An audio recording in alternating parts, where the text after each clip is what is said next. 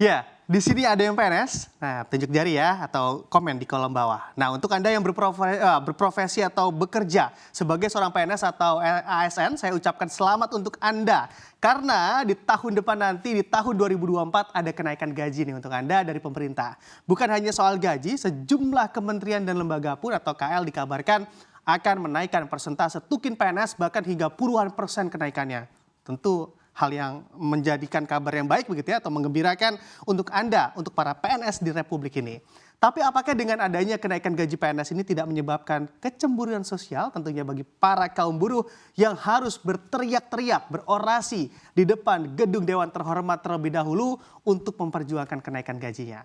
Nah, kita akan bahas bersama di siang hari ini dalam Auto Disayang Mertua, gaji PNS akhirnya naik. Dan kita lihat dulu secara kebijakannya begitu gaung kenaikan gaji PNS di tahun depan nanti memang sudah mulai terdengar saat ini di mana hal tersebut disampaikan oleh Presiden kita Presiden Joko Widodo dalam penyampaian RUU APBN 2024 dan juga nota keuangan di Kompleks Parlemen Senayan pada Rabu 16 Agustus lalu. Bahkan untuk kabar gembira ini tidak hanya soal gaji saja, di mana Menpan RB Azwar Anas mengungkapkan perihal tunjangan kinerja atau tukin PNS yang kini juga tengah dikaji oleh pemerintah guna ada penyesuaian kenaikan di tahun depan nanti. Nah, menurut Menpan RB, kenaikan besaran tukin di tiap kementerian dan juga lembaga juga nantinya akan beragam, bisa saja naik 10 atau bahkan hingga 20% banyaknya tergantung dari target kinerja yang dicapai oleh masing-masing kementerian lembaga yang nantinya juga akan dikaji oleh pejabat berwenang. Dan memang menarik juga Anda bicara perihal tukin karena Presiden Jokowi juga memberikan tukin khusus bagi pegawai di Komisi Pemberantasan Korupsi atau KPK menurut kelas jabatan tertinggi berada di angka hingga 35 juta rupiah besarannya. Tentu angka yang cukup besar juga begitu ya untuk nominal tunjangan kinerja atau tukin. Tapi angka ini tentu pantas diberikan pada pegawai KPK agar makin baik kinerjanya dan tentunya terhindar dari goda-godaan setan begitu ya saat melakukan tugas PNS-nya dan di lapangan atau memberantas para koruptor yang ada di negeri ini. Dengan adanya kenaikan gaji para PNS ini sebetulnya gaji mereka apabila dibandingkan dengan PNS di sejumlah negara lainnya atau negara di dunia begitu seperti apa sih? Apakah memang untuk standar gaji kita sebetulnya sudah cukup tinggi atau justru sebenarnya masih cukup kecil apabila dibandingkan dengan negara lain? Kita lihat di slide selanjutnya.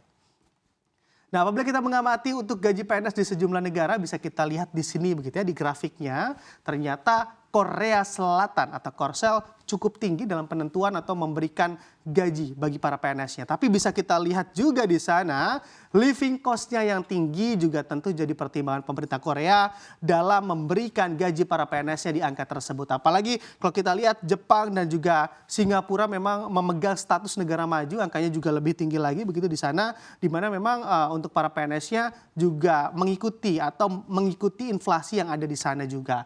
Nah, memang PNS di sana kalau kita lihat sih tidak mager-mager begitu ya, tidak seperti di negara Konoha yang gajinya minta tinggi tapi ternyata PNS-nya masih mager. Nah, ini tentu jadi permasalahan tersendiri. Semoga sih enggak ya karena memang malu juga gaji besar tapi kinerjanya ternyata tidak maksimal, tidak sesuai begitu dengan kinerja yang tentunya diberikan gaji yang cukup besar.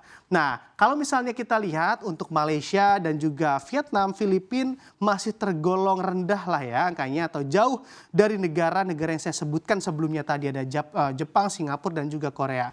Nah, di sini memang untuk gaji PNS di Indonesia kalau kita lihat secara garis besar memang masih cukup kompetitif apabila dibandingkan dengan negara lainnya di Asia seperti Malaysia, Vietnam dan juga Filipina. Lalu sebetulnya dengan adanya kenaikan gaji bagi PNS Indonesia ini memberikan dampak apa saja sih bagi para profesi lainnya khususnya pegawai swasta atau buruh? Kita lihat di slide selanjutnya.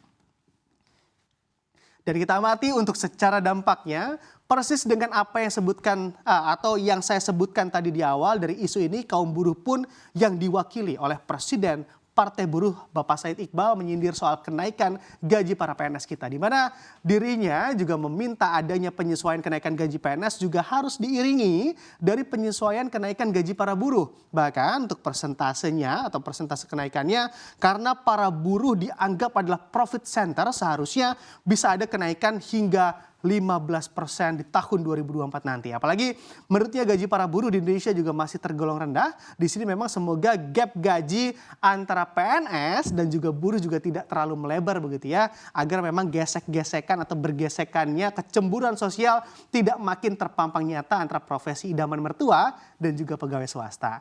Tapi yang paling penting, siapapun nanti yang akan dinaikkan gajinya harus memaksimalkan juga kinerjanya sesuai dengan level gaji yang diterimanya. Sepakat ya dengan hal ini, karena memang merdeka Indonesiaku, merdeka juga gajiku. Merdeka!